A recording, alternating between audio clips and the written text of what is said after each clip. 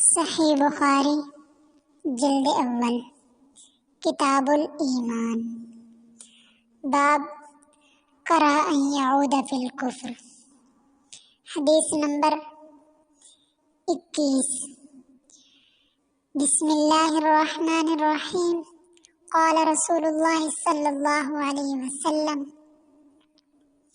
جس شخص میں 3 باتیں ہوں گی وہ ایمان کا مزہ پا لے گا۔ نمبر 1،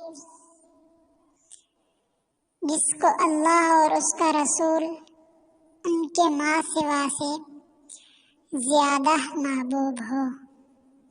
نمبر 2، وہ کسی شخص سے خالص اللہ کے لیے محبت کرے۔